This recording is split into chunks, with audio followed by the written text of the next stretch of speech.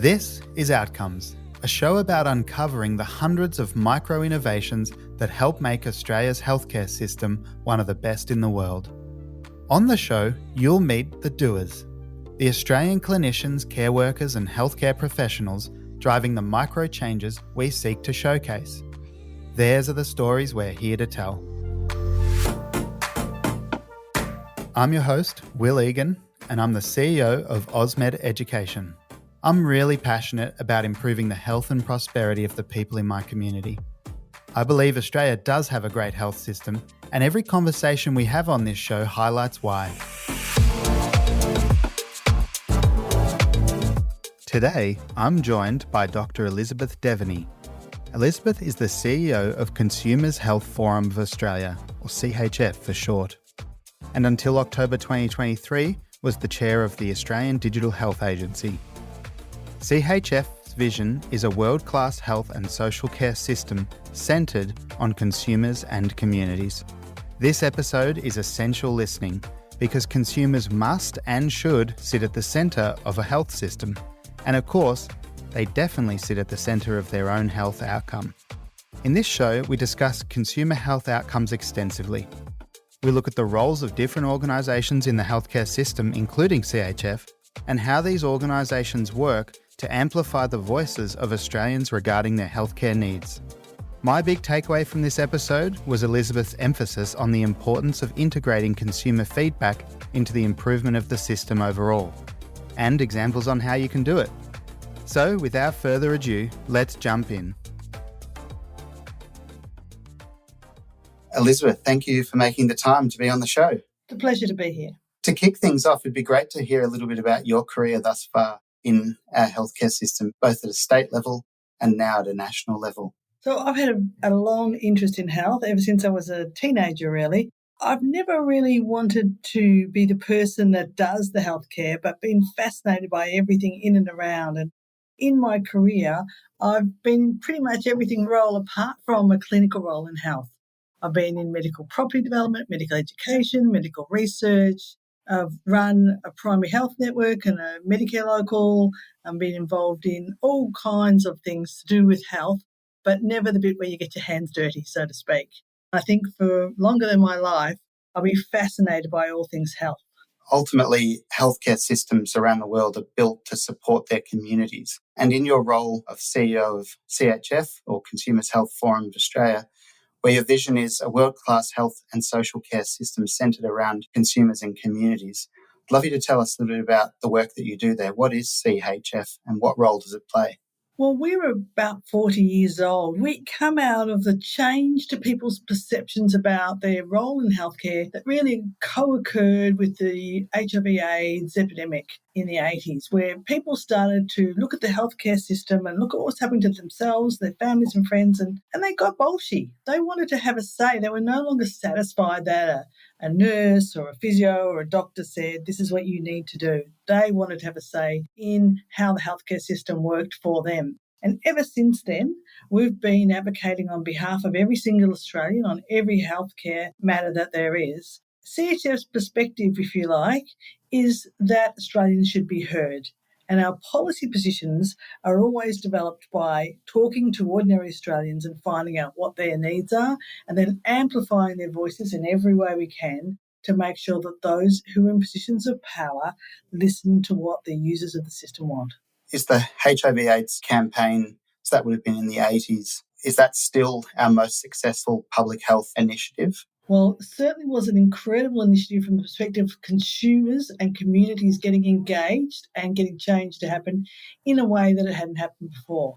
I mean, some people will argue that things like our plain paper packaging for cigarettes is our most successful public health campaign, or perhaps some of the immunisation work we've done over the last century. But from a community perspective, it's hard to think of one that had such a lasting impact compared to this one.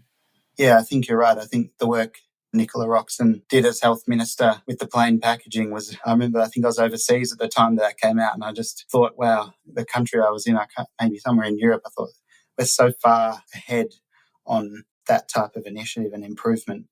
So how does the CHF get the attention of the public? How do you hear the voices of the people, the consumers that you advocate for in the first place? Do you reach out to them, or are they approaching you? It's a bit of both. So we're funded by the federal government to undertake a range of activities, and often that funding includes us having the capacity to go and talk to ordinary Australians. This might be through kitchen table conversations, through surveys, through special interest groups, in all kinds of ways. We're a membership organisation.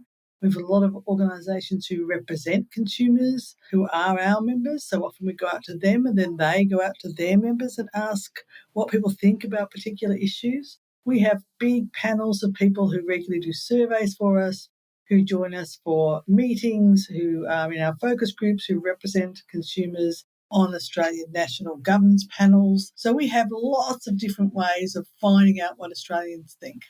And then when you take those ideas or those opinions and you kind of consolidate those into advice to government or advice to the services, is there a typical recipient of the information that you're creating? No, I wish it was that easy. So the healthcare system's not actually set up to care what the people who fund it and whose lives are materially impacted by it think. It's actually set up to pay attention to a lot of other people, to the funders of the organisations that are large, rather than the Australian public, who actually pay for everything.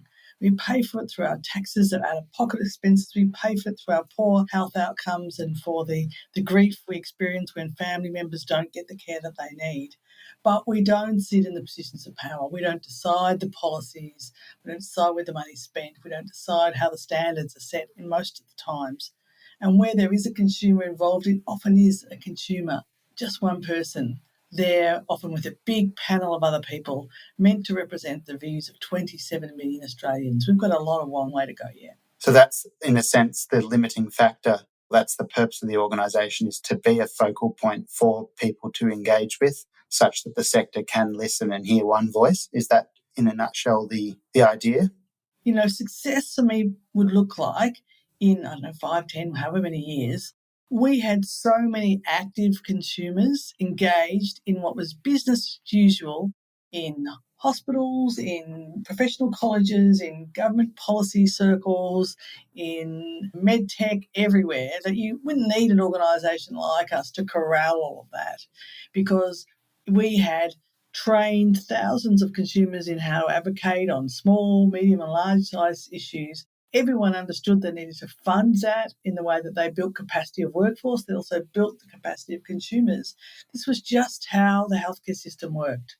Right now, we're a long way from that. But, I like to think of us being redundant one day because, of course, there are consumers that are being trained up. And, of course, there are consumers on your panel. And, of course, you taking their views seriously in the way that you're consulting about a change or a new service or the evaluation of an existing service, perhaps. I really like those ideas, and actually in preparing for this conversation, I've got quite a few questions in that area.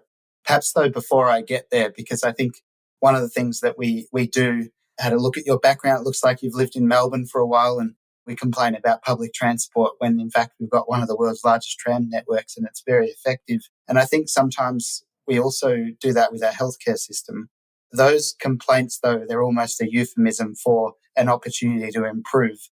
But before we get to some of the areas that we can improve, I'd love to hear your perspectives around what makes a health system good or bad. How do you evaluate that, or how do you suggest that we as a society, as a community, evaluate a good system versus a bad system? So I would go back to our first principles is, what does our community want from this, given they fund it? So for me, the starting point would be some kind of deliberative process like a citizens' jury. And in fact, Tasmania Health is doing this at the moment, and a shout out to their secretary, Kath Morgan-Wicks, who's a legend, and has got together a group of Tasmanians and is asking them what they want in the future of Tasmania's healthcare. Fantastic. So ask Australians, what do they want? And unpack the mystery. So we spend billions of dollars on health, but Australians would say they don't get what they want, but I'm not sure they know what they're paying for. Let's show them what they're paying for. Let's strip out some of the complexity and explain it. And then actually people might be more satisfied. Oh, I didn't realise we're spending all that money to keep babies well, or, to prevent this happening, or to support those people there. Actually, I understand there are trade-offs, And I'm okay if I have to wait for this or if that's not quite what I wanted, because I'm comfortable broadly that the bulk of Australia benefits from the system. I don't think we actually know that. And if that's not the case, and if Australians are not happy, then I'd be asking them, what do they want? Do they want faster appointments? Do they want cheaper appointments? Do they want to be guaranteed of a standard of care? Do they want their privacy maintained? What are the things that are most important to them? Because that's what really matters. It doesn't really matter what I think a good system looks like, or an academic thinks what a good system looks, or even a politician. It matters what the people whose lives are impacted by healthcare, it matters what they think. Now, I know some people will say consumers might not know everything they need to know. Well, that's on everyone who leads in healthcare. If Australians don't know enough about the system and how it works and what it's good at and what it should be good at, then it's up to us as leaders to help them understand that, to provide them with resources and where they're capable for them to engage in those resources. And then our job is to listen to their views. I love that answer. So it's almost like a consumer preference panel around the way that the healthcare system functions. Obviously, en masse, it wouldn't necessarily be an individual preference, or perhaps it could be in the future. But is that the concept? So look at what we're doing in, say, the NDIA or aged care. We give consumers their package of care and we give them control of the funding by and large. The problems they have are often to do with the market, so the things you want to buy might not exist, or if you're in a rural or remote area, you can't get them, or if you're in a community that experiences health disadvantage, people might not understand your perspective, but broadly, we are putting that funding back into the hands of those people. We generally don't do that in health. When we decide to do something new in health, we keep the funding in the system, and then people can apply to engage in that through getting an appointment or turning up to a service. So I think Australians do wonder why they see more and more this autonomy in other parts of government, but still in health, it's very much that the decisions are made outside of the consumer realm. And I think increasingly they're unhappy with that. And so that the consumer's perspective in the acute care sector, for instance, is more prescribed. It's a more determined pathway. And is that the perspective of the consumer, that there's less opportunity to have a say as to how that service may be? Yeah, so what we hear consumers say, Will, are things like, I went to this committee and we were going to talk about, diabetes, let's say, and what I was shown was a model of care and some documents and some consumer information, and asked if I thought the information was good for explaining the model of care. Well, it's a bit far down the path, because actually the model of care wouldn't have met their needs. They didn't really like the information. They didn't even want what's being offered. But this puts consumers in a very difficult position, because really what they want to say is, look, love your work. I can see you've tried really hard, but it's not what I want and it's not what I need. And how do I, often as a person who's the least powerful person in the room, say that to people who are more qualified, more powerful than I am, and who have quite often, with the best of all possible intentions and with a lot of information, built a system that they think I will want. That makes sense. So I guess there's a bias at the start of the process. And what you're suggesting is that if we looked at this through a first principles lens, we might not have designed the system in that way in the first place. And it's not a case of tinkering at the edges or changing with some of the parameters, but it's a case of wiping the slate clean and genuinely asking the consumer how they would like a service to be designed around their needs, what matters to them. And that's scary, right? Because that's a big amount of change. What if consumers don't want things the way they are right now? That could be uncomfortable for some people or difficult. And of course, I recognise that people who work in health often working incredibly hard. There's a lot they need to keep in mind in terms of keeping themselves up to date. You and I were talking about CPD, for example. So there's a lot to keep yourself up to date, to keep yourself well, so that you can do your work, to manage your patient load, whatever that looks like. And then to say, and now before you even get started, can you talk to the people and ask them what they want and then change things? I understand it's a big ask, and it's a big ask in part because we're not set up for that. But that doesn't change the fact that people are increasingly expecting that they will be consulted early and often about their health care and what the model should look like.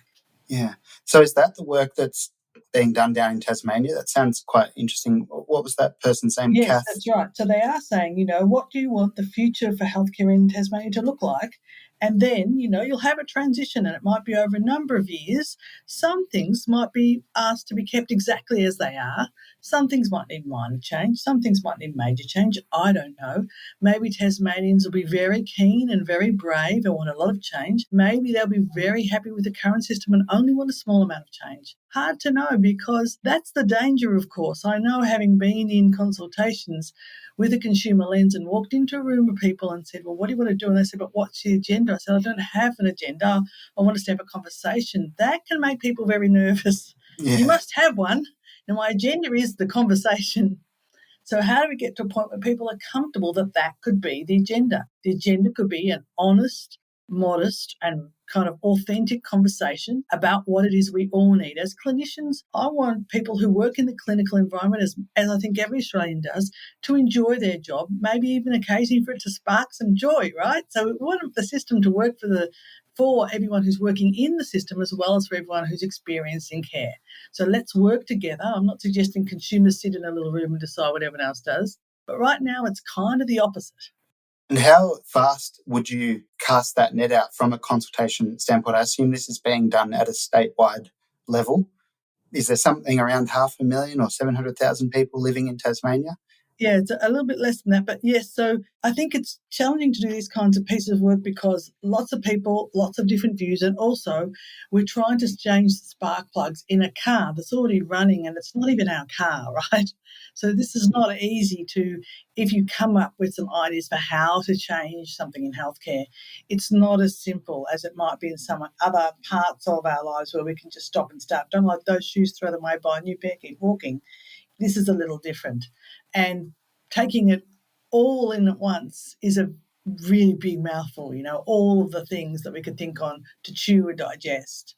But I think to start there and then to identify with Australians where their priorities are, where the areas are they think need the most work, to develop some good protocols. And then I'm always a fan of starting with a small piece of work, doing that well and building on from there, rather than doing nothing or doing too much where you might fail, and that only discourages people and the change then doesn't happen that needs to happen. So I think finding ways to engage consumers in every way you can, they're all good, but I think also bringing people together is equally important. I feel sometimes there's a little divide on both sides for all kinds of reasons, good, bad, and perhaps difficult to understand.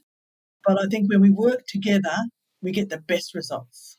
Absolutely. I think the effect of those small pieces of work, we've got a couple of shows in the future where we're highlighting some examples of the types of initiatives you're talking about.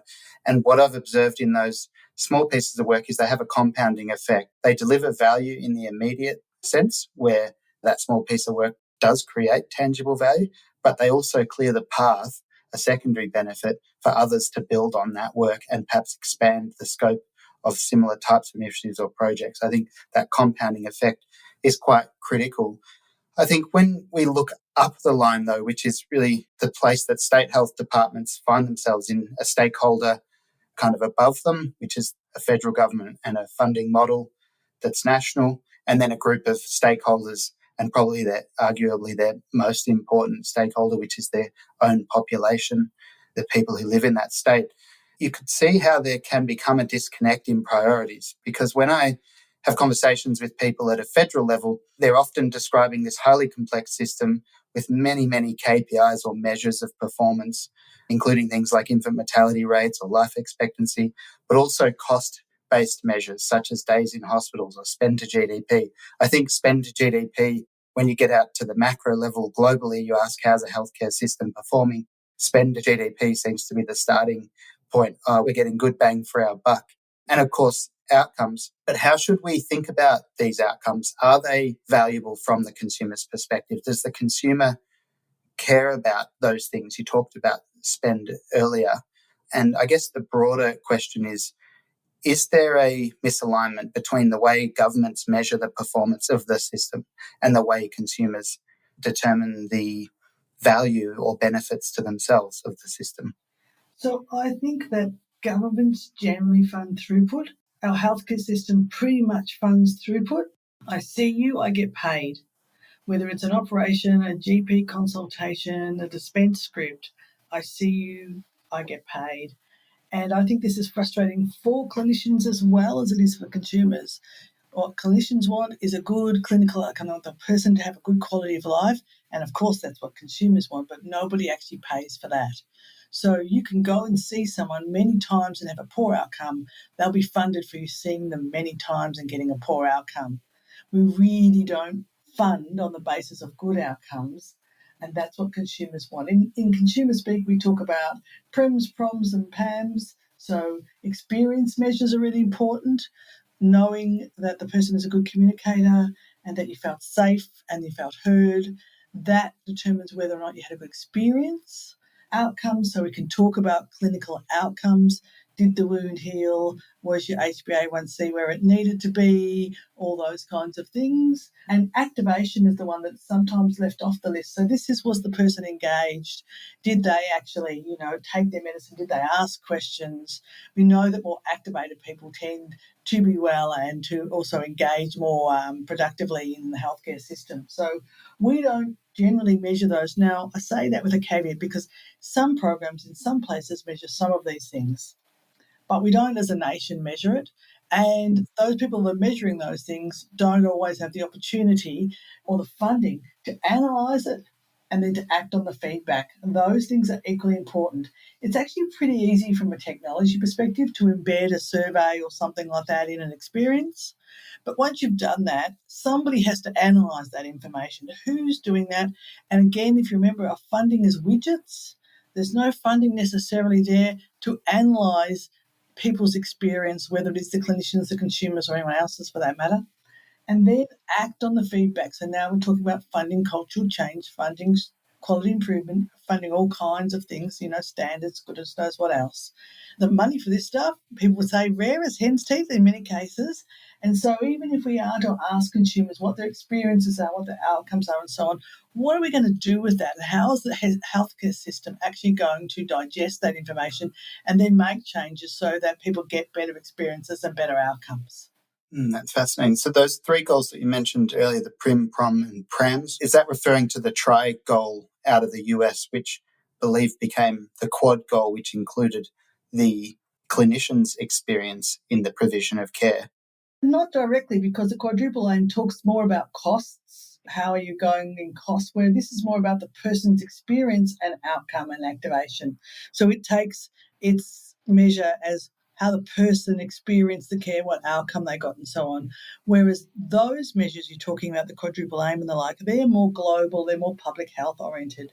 Are we getting, as a country, the outcomes we should get given the spend we have, which is more in relation to your kind of GDP comments earlier. So you can combine them, of course. It's not an either or. We can do both things. We can ask people what their experience is like, and we can improve that way. We can also ask ourselves the rationing questions and the bigger strategic questions, which is, what is it as a country do we want to fund? How do we want our citizens to live? What is it we think is, are their rights? What should they have? That makes a lot of sense. And stepping into your role in the Digital Health Agency for a brief second, obviously there's a lot of collection around the person and the disease or the condition and their progress through life with that issue. Do you see a role for the Digital Health Agency, or is it on its radar to also collect some of that consumer sentiment or evaluation of the quality of care? So not just the volume side of care, the amount of consultations they had, but the value side, the longitudinal outcomes that that person gained as a result of the care being provided. Is that something that the Digital Health Agency is looking at, or is that outside of its remit? Pretty much outside of its remit. So traditionally it's been funded, most of its funding goes into technology, so the platforming, My Health Record, the standards and infrastructure for things like e-prescribing and messaging and so on. But that doesn't mean that that couldn't be what it does into the future.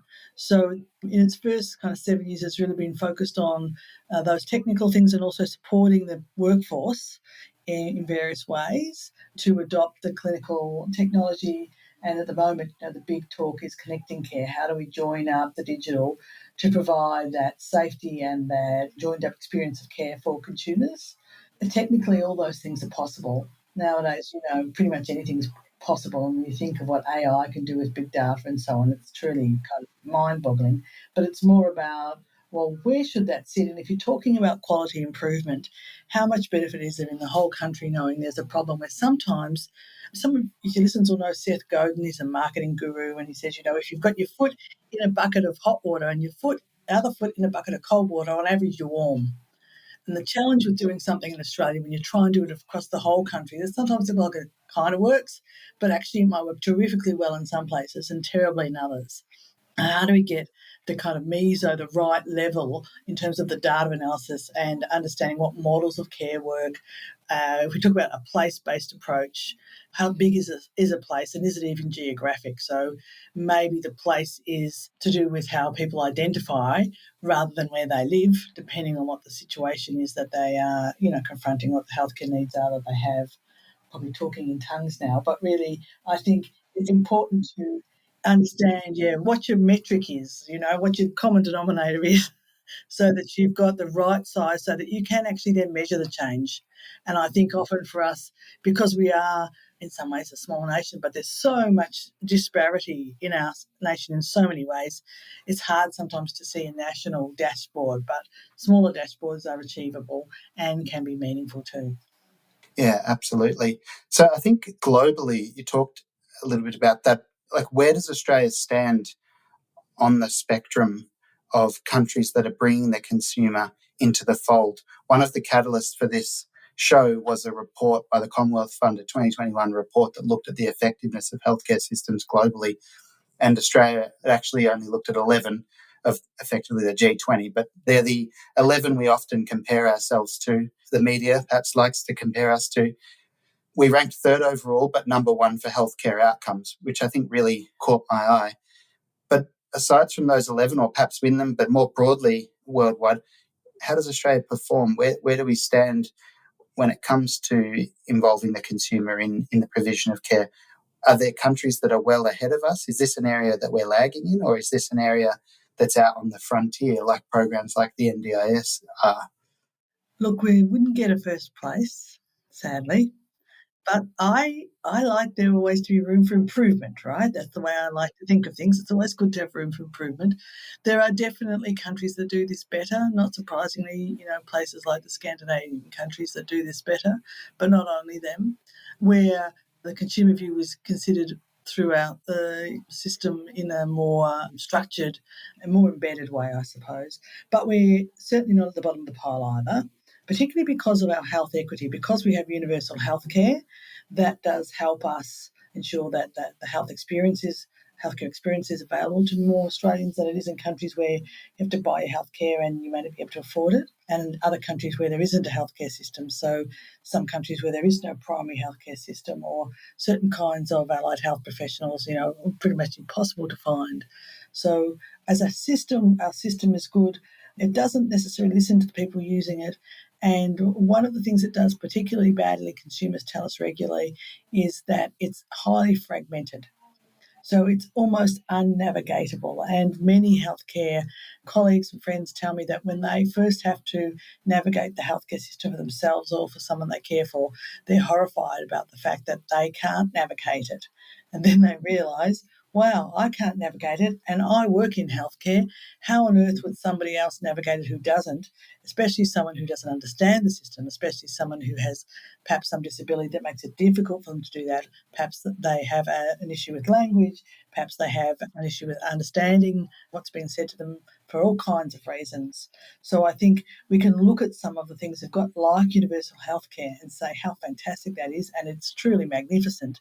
But then also understand that the system is highly fragmented and very difficult to find your way around. So too many Australians, when I talk to them and they've had a good experience, use this word, luck. Gee, I was lucky, I was lucky to find this program. I was lucky to have a great GP. I was lucky that my pharmacist noticed this. No one should be relying on luck here. This should not be luck. You should not be lucky to find a program. You should not be lucky to get a good outcome. You should get a good outcome. You should be able to find a good program. And I think that luck is a lot about the system navigatability. Sometimes we have programs that are actually undersubscribed, fantastic programs that people don't know that exist that would be helpful. And because Certainly a lot of things that are funded through Medicare are uncapped. So as long as there's a workforce, you can do as much of it as you like. There are opportunities for people to engage in things that they don't engage in currently that would help them with their healthcare. That's a fantastic perspective. I think, luck should definitely not be a factor at play to determine the effectiveness of the system or the outcome the person gets. Where does the fragmentation start? Does it start at the funding model? And I'll just offer up a quick perspective that we have. It's about 400,000 people using AusMed services of the 1.5 million people working in health here in Australia. And when we engage with the sectors, we really see these hard lines between, say, the NDIS and the aged care work sector, and similarly the acute care sector. But in a lot of communities, you can have a nurse who's working in an acute care setting doing 1 day a week at a local aged care facility. And there is that cross-sector transfer of the workforce. I think our data, at least we're seeing 10 to 12% of people working for multiple providers that are working in two different sectors. Is that where the fragmentation starts, that we establish them in their own ecosystem? Or is it deeper than that? So I think you're right. We do see that. Consumers talk about that. Local collaboration and global fragmentation. So often health professionals are often unpaid to, out of hours in all kinds of ways, working very hard to fill those gaps in and help with the navigation. And many Australians are very grateful that somebody helped them find their way. Again, they shouldn't have to. So I think there are two reasons why the fragmentation occurs. The first is the funding models. So we have funding provided in a whole lot of different ways by the federal government, by the state government, by a health insurer, by our own pocket, by private organisations. There's so many different ways, and these funding models are not interoperable. We talk about digital technology being interoperable. Funding models are not interoperable. The other thing is that we don't listen to consumers. So when you're building something, if you talk to consumers, they'll say, well, I don't want that to not work with this. I don't want to have to tell my story again. I don't want to have to get 2 sets of blood tests. I don't know, whatever it is. They'll say that. If you don't ask them at the beginning, you won't even realise perhaps the siloed way, because people's lives are much richer than any algorithm can show you. And people, we talk this term now, intersectionality, but people are whole people, right? So they might have more than one healthcare issue that needs to be dealt with, or they might have an issue for themselves, an issue for a family member, and it'd be good if they could manage those together in some way. When you talk to people, not only do they share that with you, they're incredibly savvy and wise. They often know how things can be fixed, not necessarily with a lot of expense, in order to meet their needs. People are modest and they're grateful for their healthcare. So if we listen to them, apply the tweaks or sometimes the more major changes that we need to make, at the same time we're all advocating for a joined up system from the top down through funding mechanisms, we can make a difference. So it seems to become fragmented as it orientates around the payer. And as the payer or the paying mechanism differs, the system then starts to disintermediate, separate out. But if we had a future where we have much, much larger integrated and diverse healthcare providers, so some of the organisations we work with are becoming effectively like hospital in the home, aged care, residential and home care, retirement living, disability services, DVA packages, all being run by one organisation. So tapping into lots of different streams of revenues. This is in the private sector, not so much in government. But could that change things? Could larger national, private or government providers or not-for-profit that are multi-service providers could perhaps help? So I think there's a few things. I think if we stop funding widgets and start funding outcomes, real outcomes and real experiences. What do you mean by widgets? So throughput. Okay. If we stop funding throughput and start funding, did the person have a good experience? No, you don't get paid. Did the person get a good outcome? No, you don't get paid. That will generate changes from whoever is receiving the money. I think you can only move at the speed of trust. So these changes have to be done carefully so that everyone feels trusting about them, whether it's a government or an individual, and they move forward together in harmony in order to make these changes. And I don't know that you need one organisation in order to kind of, one ring to bind them all. I think what people are really looking for is what I call the Amazon experience. And forgive me because I'm not a huge fan of Amazon itself, but behind Amazon or Etsy or Steam or any one of these platforms we use streaming services, there are a range of buyers and sellers and standards and intermediaries which we as the user don't see. All of that complexity, if you like, the wires that lead into the back of the computer, that's someone else's problem. Me as the person receiving care, the person buying the service, what I should be getting is a keyboard, a mouse and a screen and be very easily be able to navigate. So I don't think that it's necessary that you put it all in one bucket. In fact, that may end up being a bigger problem than having it in separate buckets. But what we want is for the people who are using the system, particularly those people who need care, to get that experience that things are integrated. It doesn't matter if they are, if you like, at a programmatic, at a funding level, if they're actually aggregated. What matters is the experience is seamless. So practically speaking, we've had a great conversation, and one of CHF's values is to support the development of an integrated healthcare system that values the consumer experience. There'll be a lot of people who are involved in quality, learning, and then obviously clinicians themselves listening to this show who are probably sitting there thinking, okay, so where do I start? How do services like mine integrate the consumer? What advice would you have for them, Elizabeth? Well, all of us might have varying experience with healthcare. Most people have had some experience as the consumer of healthcare. So a good thing to do is just even to stop and look at your own program and say, if I was in this program, would it work for me? And if the answer is no, well, there you go. There's a starting point. What are the things do you think wouldn't work for you?